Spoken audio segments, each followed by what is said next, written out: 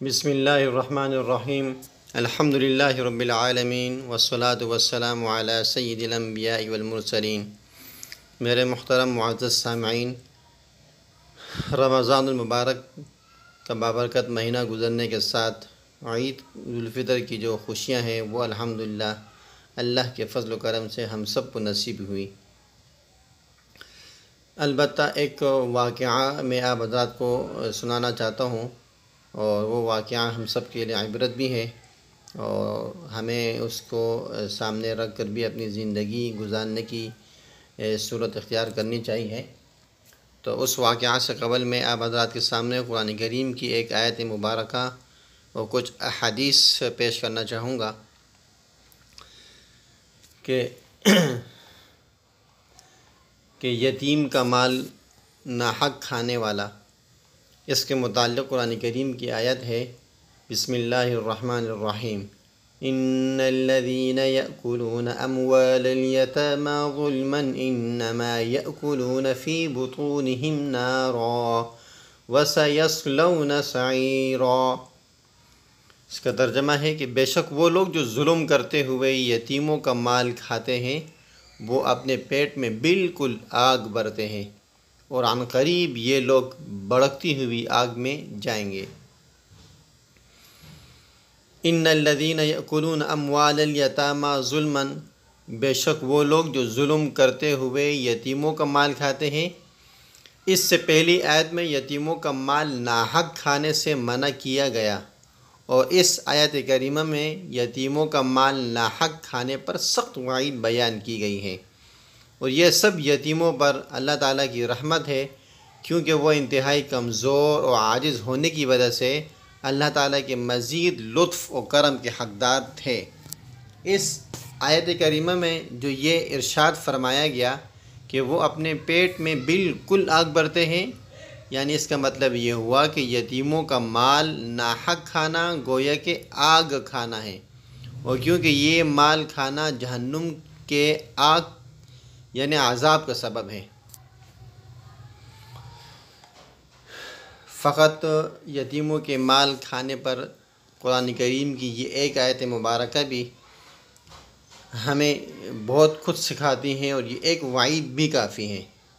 البتہ اس آیت کے ضمن میں 3 احادیث مبارکہ میں اور بھی پیش کرنا چاہوں گا۔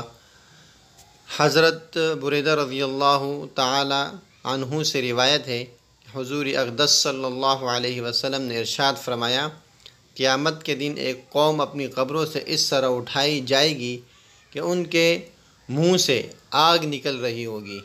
کیا نکل رہی ہوگی؟ ان کے منہ سے آگ نکل رہی ہوگی۔ تو عرض کیا گیا کہ یا رسول اللہ صلی اللہ علیہ وسلم کہ وہ کون لوگ ہوں گے؟ ارشاد فرمایا، کیا تم نے اللہ تعالیٰ کے اس فرمان کو نہیں دیکھا، ان الذین یأکلون اموال الیتامی ظلما انما یأکلون فی بطونہم نارا وسیصلون سعیرا۔ بے شک وہ لوگ جو ظلم کرتے ہوئے یتیموں کا مال کھاتے ہیں وہ اپنے پیٹ میں بالکل آگ بھرتے ہیں، اور عن قریب یہ لوگ بھڑکتی ہوئی آگ میں جائیں گے۔ دوسری روایت حضرت ابو سعید الخدری رضی اللہ تعالی عنہ سے روایت ہے کہ رسول اکرم صلی اللہ علیہ وآلہ وسلم نے ارشاد فرمایا، میں نے معراج کی رات ایسی قوم دیکھی جن کے ہونٹ اونٹوں کے ہونٹوں کی طرح تھے، اور ان پر ایسے لوگ مقرر تھے جو ان کے ہونٹوں کو پکڑتے پھر ان کے منہ میں آگ کے پتھر ڈالتے جو ان کی پیٹھی سے نکل جاتے۔ میں نے پوچھا، اے جبریل امین علیہ السلام، یہ کون لوگ ہیں؟ عرض کی گئی کہ یہ وہ لوگ ہیں جو یتیموں کا مال ظلم سے کھاتے تھے۔ اللہ۔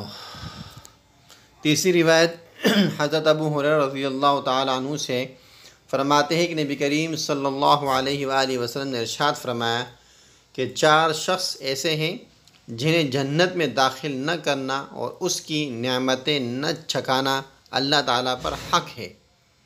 سب سے پہلا شخص شراب کا عادی، نمبر 2 سود کھانے والا، نمبر 3 ناحق یتیم کا مال کھانے والا، نمبر 4 والدین کا نافرمان۔ اب ہم دیکھتے ہیں کہ یتیموں کا مال کھانے سے کیا مراد ہے، کہ ایسا کون سا مال ہے جس پر یتیم کا حق ہے، اور جن کے بارے میں یہ جو وعید وارد ہوئی ہے قرآن کریم کی آیت مبارکہ میں اور احادیث مبارکہ کے ضمن میں۔ یتیم کا مال ناحق کھانا کبیرہ گناہ اور سخت حرام ہے۔ قرآن پاک میں نہایت شدت کے ساتھ اس کے حرام ہونے کو بیان کیا گیا ہے، اور افسوس اس بات پر ہے کہ لوگ اس میں بھی پرواہ نہیں کرتے۔ اس مہنگائی کے دور میں لوگوں کو مال کی ضرورت ہے، اب وہ مال چاہے وہ حلال طریقے سے آئے یا حرام طریقے سے آئے، پھر حرام کے اندر جو سب سے سخت حرام تو ویسے بھی وعیدوں کی ضمن میں ہے، البتہ ان میں یتیم کا مال انتہائی خطرناک ہے۔ ان کا مال کھانا انتہائی خطرناک بات ہے، اور یہ خاص طور پر یتیم بچے اپنے تایا چاچا وغیرہ کی ظلم و ستم کا تو اتنا شکار ہوتے ہیں کہ انہیں اس حوالے سے غور کرنا چاہیے۔ اسی طرح یہاں ایک اور اہم مسئلے کی طرف بھی توجہ کرنا ضروری ہے، وہ یہ کہ یتیم کا مال کھانے کے یہ مطلب نہیں ہے کہ آدمی باقاعدہ کسی بری نیت سے کھائے تو ہی حرام ہے، بلکہ کئی صورتیں ایسی ہیں کہ آدمی کو حرام کا علم بھی نہیں ہوتا اور وہ یتیموں کا مال کھانے کے حرام فعل میں ملوث ہو جاتے ہیں۔ جیسے جب میت کے ورثاء میں کوئی یتیم ہے تو اس کے مال سے یا اس کے مال سمیت مشترکہ مال سے فاتحہ تیجا وغیرہ کھانا، اگرچہ تیجا وغیرہ بھی ایک حرام ہے، ایک الگ موضوع ہے، البتہ یہاں کچھ چیزیں بیان کرنا مقصود ہے کہ یہ کھانا حرام ہے کہ اس میں یتیم کا حق شامل ہے، لہٰذا یہ کھانے صرف فقراء کے لیے بنائے جائیں، صرف بالغ موجود ورثاء کے مال سے تیار کیے جائیں، ورنہ جو بھی جانتے ہوئے یتیم کا مال کھائے گا اور وہ دوزخ کی آگ کھائے گا اور قیامت میں اس کے منہ سے دھواں نکلے گا۔ اللہ ہم سب کی حفاظت فرمائے۔ اسی کے متعلق میں ایک واقعہ بھی بیان کرنا چاہوں گا کہ اردن میں گزشتہ دنوں ایک عجیب واقعہ رونما ہوا تھا، اور نہایت ہی عجیب واقعہ ہے۔ ابو انس ایک نیک تاجر تھا، اور اس کا چھوٹا بھائی یونیورسٹی میں پڑھتا تھا، جس کے جملہ اخراجات ابو انس پورے کرتا تھا۔ کچھ عرصے بعد ابو انس کا نوجوانی میں ہی انتقال ہو گیا۔ لواحقین میں جیسے کہ نوجوان بیوہ اور ایک بیٹا انس رہ گیا۔ کچھ ہی دن بعد ابو انس کا چھوٹا بھائی بھی اس کے گھر میں منتقل ہوا، اور یہ آسرا دیا کہ مرحوم بھائی یعنی ابو انس جس کا انتقال ہوا تھا کچھ وقت پہلے، کہ مرحوم بھائی کی تجارت اور سنبھالنے کے ساتھ یتیم اور بیوہ کی کفالت میں بھی میں کروں گا۔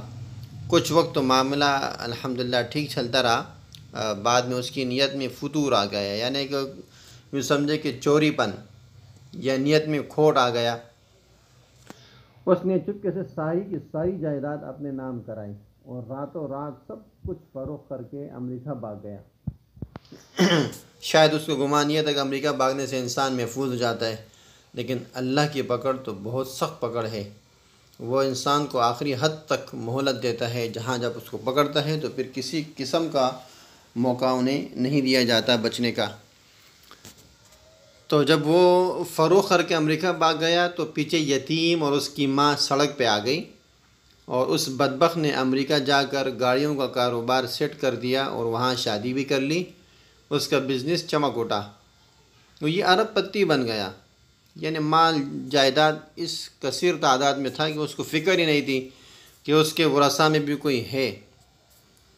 البتہ 15 سال بعد اسے خیال آیا کہ اب وطن واپس جانا چاہیے، یہ سوچ کر وہ اردن آ گیا اور پھر یہیں بزنس کرنے کا ارادہ بنا۔ اس نے عظیم کے علاقے میں ایک بڑی جگہ خریدی اور اس پر شاندار بلڈنگ بھی تعمیر کی، پھر یہاں بھی گاڑیوں کا بزنس شروع کیا، اور کچھ عرصے میں ہی اردن بھر میں اس کا ایک یوں سمجھو کہ بہت شہرت ہو گئی۔ اور ادھر جس کی یہ جائیداد تھی، مال دولت تھی، انس اور اس کی ماں انتہائی لاچاری اور یتیمی کے ساتھ رات دن گزارتے رہے، یہاں تک کہ ایک خیراتی ادارے کے تعاون سے انس نے تعلیم حاصل کی اور اب وہ شادی کر کے نوکری کر رہا تھا۔